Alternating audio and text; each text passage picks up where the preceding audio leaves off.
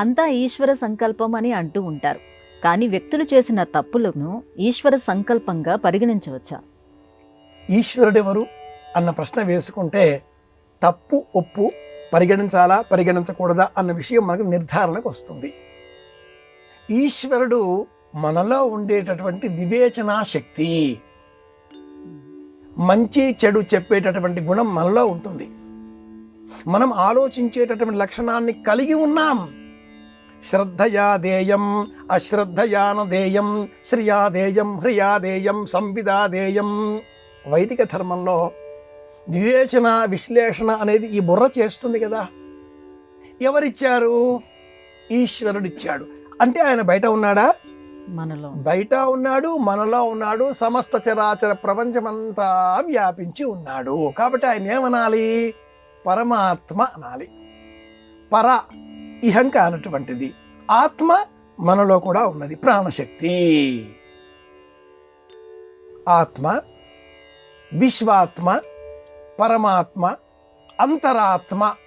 ఈ ఆత్మ ఈ దేహాన్ని ఇంకా ఆలోచన చేసే సూక్ష్మ రూపంలో అంతరాత్మగా మనకు కొంత ప్రబోధం చేస్తూ ఉంటుంది. అంతరాత్మ ప్రబోధం అంటూ ఉంటారు. మనం చేసే తప్పులు మనం చేస్తూ ఈ తప్పులను ఈశ్వరాజ్ఞ నేనేమిటి చేసేది ఇలా అనడం ఘోరమైన పాపం. మీ అంతరాత్మ ఉనికిని మీరు గుర్తించినప్పుడు ఆ అంతరాత్మ కొంత ప్రబోధం చేస్తూనే ఉంటుంది. నాయనా ఇది తప్పు, ఇది తప్పు, ఇది తప్పు అని లోపల గోల చేస్తూనే ఉంటుంది.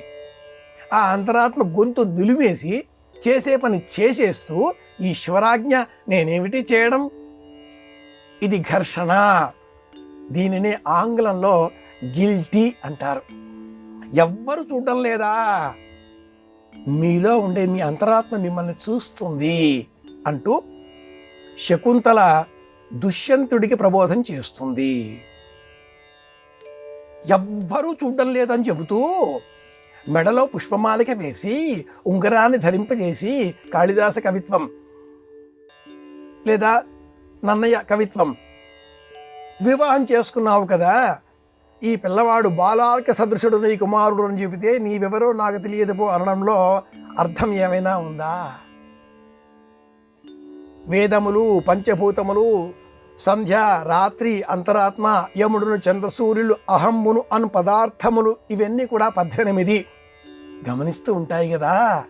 అంతరాత్మ అంటూ శకుంతల దుష్యంతుడికి ప్రబోధం చేస్తుంది.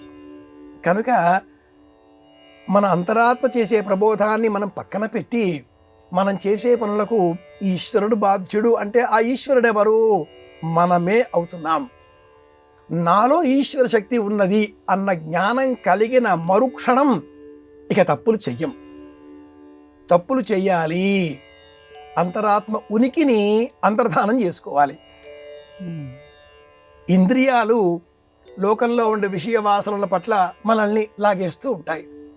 చూస్తూ ఉంటాయి, వింటూ ఉంటాయి, తెలుసుకుంటూ ఉంటాయి, తింటూ ఉంటాయి, అందులో పడవేస్తూ ఉంటాయి. పోకుండా ఉంచే ఆలోచనని అంతరాత్మ చెబుతూ ఉంటుంది. కాబట్టి పరమాత్ముడు అన్నారు.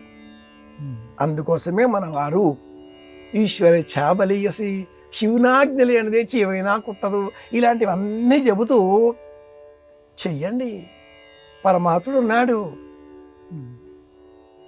ఆ ఆలోచనతో మన జీవితాన్ని గడపాలి.